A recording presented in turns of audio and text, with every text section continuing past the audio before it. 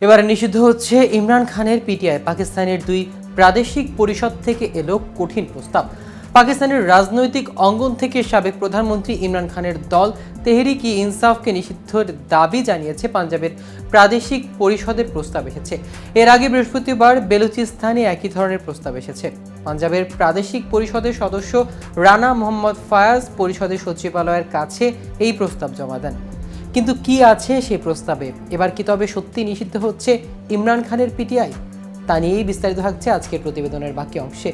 KTV news 24 channel থেকে আপনাদের সাথে আছি আমি মাহমুদুর রহমান জিয়া। প্রাদেশিক পরিষদ করা এই প্রস্তাবে পিটিআইয়ের বিরুদ্ধে কঠোর ব্যবস্থা নেওয়ার দাবি জানানো হয়েছে। প্রস্তাব মতে পিটিআই রাজনৈতিক দলের ছদ্মবেশে একটি বিশৃঙ্খলা সৃষ্টিকারী সংগঠন। 24 নভেম্বর ঘটনার জন্য যারা দায়ী তাদেরকেও বিচারের আওতায় আনার জন্য দাবি জানানো হয়েছে। এই প্রস্তাবে পিটিআইয়ের বিরুদ্ধে জেনে বুঝে দেশের স্থিতিশীলতা ধ্বংসের চেষ্টা, অরাজকতা পরিস্থিতি কায়েম করা বা একে উস্কে দেওয়ার অভিযোগ আনা হয়েছে। ইসলামাবাদ ও দেশের অন্যান্য অংশে ইমরান খানের মুক্তির দাবিতে পিটিআই কর্মী ও সমর্থকদের সহিংস বিক্ষোভের কারণে বিভিন্ন মহল থেকে পিটিআই কার্যক্রম সীমিত করার দাবি আসছে। বৃহস্পতিবার পাকিস্তান মুসলিম লীগ নওয়াজের উদ্যোগে বেলুচিস্তানের প্রাদেশিক পরিষদেও পিটিআইকে নিষিদ্ধের একটি প্রস্তাব পাশ হয়েছে। বেলুচিস্তানের প্রাদেশিক পরিষদের পিটিআইয়ের বিরুদ্ধে বিচার বিভাগ, গণমাধ্যম ও অর্থনীতির মতো গুরুত্বপূর্ণ সংস্থা ক্ষতি করার অভিযোগ আনা হয়েছে। এই নথিতে কেন্দ্রীয় সরকারের প্রতি পিটিআইকে নিষিদ্ধ করার দাবি জানিয়ে দলটির নেতাবৃন্দকে অপকর্মের জন্য জবাবদিহিতার আওতায় আনতে বলা হয়েছে। পুলিশের কাছ থেকে টিয়ারশেল ছোড়া, বন্দুক কেড়ে নিয়ে উল্লাস করেছে এক বিক্ষোভকারী। এই প্রস্তাবে বেশ কয়েকজন প্রাদেশিক মন্ত্রী সমর্থন জানান। প্রধানমন্ত্রী শেহবাজ শরীফও সাম্প্রতিক সহিংস ঘটনার জন্য পিটিআইয়ের প্রতি নিন্দা জানান।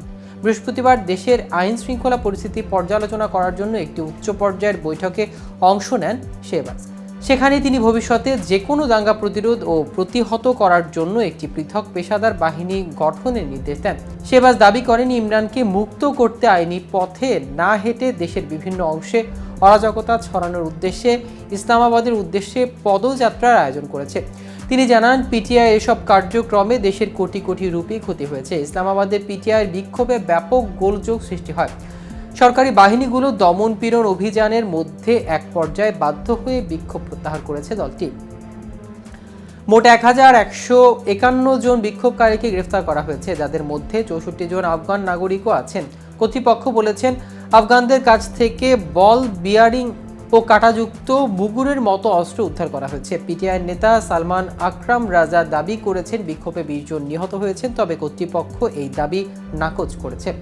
দর্শক, আজ এ পর্যন্তই। সারা বিশ্বের নিত্য নতুন সকল আপডেট পেতে কেটিভি নিউজ 24 এর সাথে থাকুন। ধন্যবাদ।